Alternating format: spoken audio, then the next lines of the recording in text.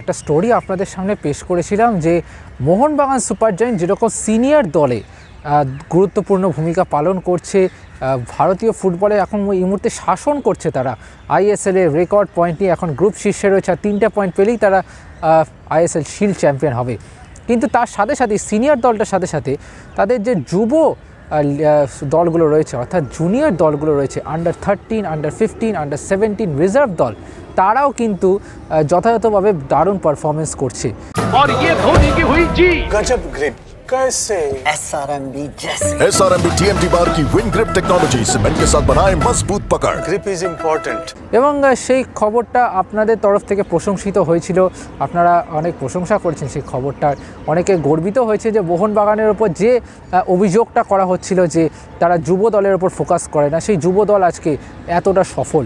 এবং বিশেষ করে আন্ডার 15 এবং আন্ডার 17 এই দুটো দলের যে দুজন তা উঠতি প্রতিভাকে পাওয়া গিয়েছে, আন্ডার 15-এর রাজদীপ পাল এবং আন্ডার 17-এর প্রেম হাঁসদা, আজকে তাদেরকে কিন্তু সম্মানিত করলো মোহনবাগান সুপার জায়েন্ট।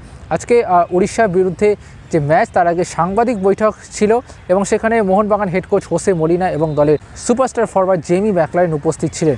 এবং তাদের উপস্থিতিতে রাজদীপ পাল এবং প্রেম হাঁসদাকে তুলে দেওয়া হয় ফুটবলের বুট। তাদের যে জার্সি কিট প্রস্তুতকারী সংস্থা স্কেচার্স, তাদের তরফ থেকে বিশেষ বুট তুলে দেওয়া হয় রাজদীপ পাল এবং প্রেম হাঁসদাকের হাতে। রাজদীপ পালের কথা আপনারা জানেন ইতিমধ্যেই অনেকে, যে 17 ম্যাচে 36খানা গোল করে ফেলেছে এবং এমন কোনো ম্যাচ নেই যেখানে রাজদীপ গোল বা অ্যাসিস্ট করেননি, এমন খুব কম ম্যাচ বোধহয় নেই, এমন কোনো ম্যাচ। আর প্রেম হাঁসদার কথা বললে তিনি হ্যাটট্রিক, ডবল ডিজিটের গোল তিনি কিন্তু করেছেন আন্ডার 17-এ, এবং যার জন্য এই দুই ফুটবলার নজর কেড়েছেন সকলের। এবং তাদের সাথে কথা বলার সুযোগ খুব একটা কিন্তু মেলে না, কারণ সবে তারা উঠছে, তবে তারা তাদের কেরিয়ারের সেরা জায়গায় যাচ্ছে। তবে আজকে একদম খোলামেলাভাবেই তারা নিজেদের কথা শেয়ার করেছেন। প্রেম হাঁসদাকের কথা ইতিমধ্যেই আপনারা আমাদের এক্সট্রা টাইম বাংলায় দেখেছেন যে তিনি ঝাড়খণ্ডের ছেলে, পুরুলিয়া যে বিবেকানন্দ ফুটবল একাডেমি, সেখান থেকে তিনি মোহনবাগানে এসেছেন এবং নিয়ে সেরাটা দিচ্ছেন।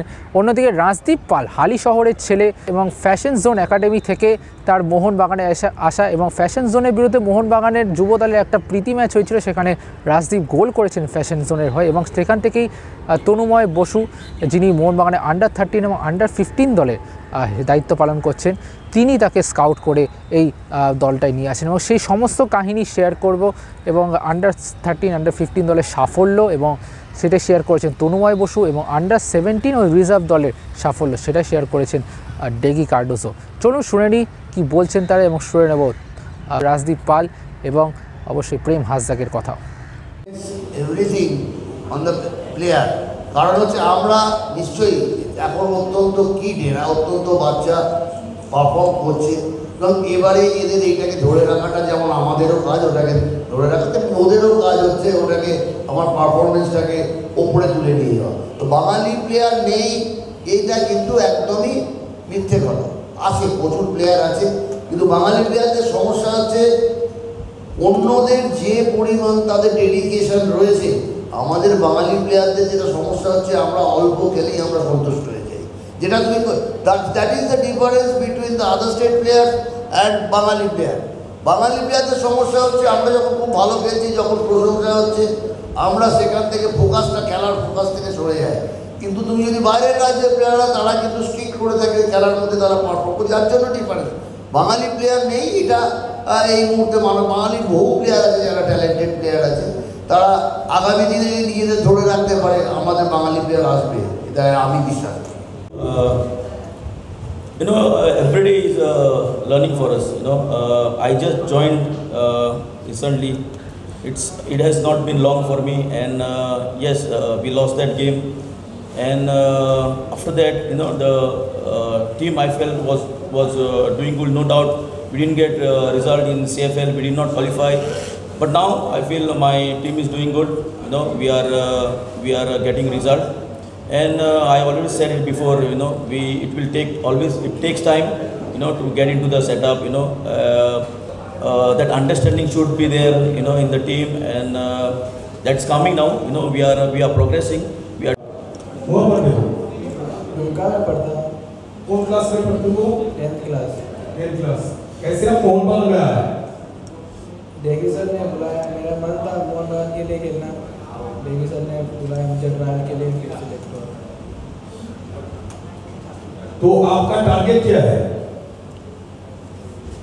सीनियर इंडियन टीम में खेलने का और मोहन बागान का सीनियर टीम में खेलने का। अब क्या मोहन बागान का सपोर्टर है?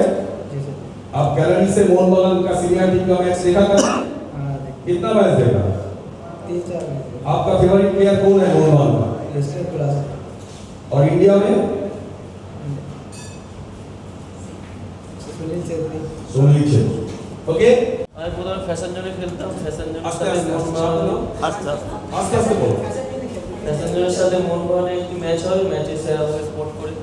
আমার দিকে তাকাতে হবে, ওই দিকে তাকাও। আগে ভালো করে বলো, কেউ শুনতে পাইনি। আমাদের সাথে ফ্যাশন জোনের সাথে মোহন বাগানের একটি ম্যাচ হয়, ম্যাচে তরুণ স্যার আমাকে সাপোর্ট করে। তারপরে তুমি মোহন বাগানে খেলতে শুরু তারপরে করো। মোহন বাগানে চান্স পাই। চান্স পাও। তোমার বাবা কি করেন? রঙের মিস্ত্রি, রঙের মিস্ত্রি। মা? মা হাউস ওয়াইফ। তুমি কোন স্কুলে পড়ো? কালীশ্বর হাই স্কুল, কোন ক্লাসে পড়ো?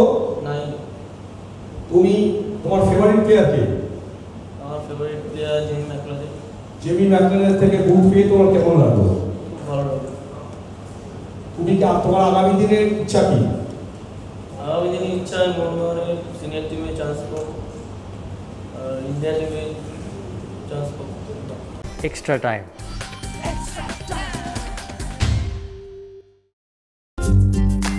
লেটেস্ট নিউজ আর এক্সক্লুসিভ ভিডিওর সঙ্গে আপডেট থাকতে এখনই সাবস্ক্রাইব করুন আমাদের ইউটিউব চ্যানেল।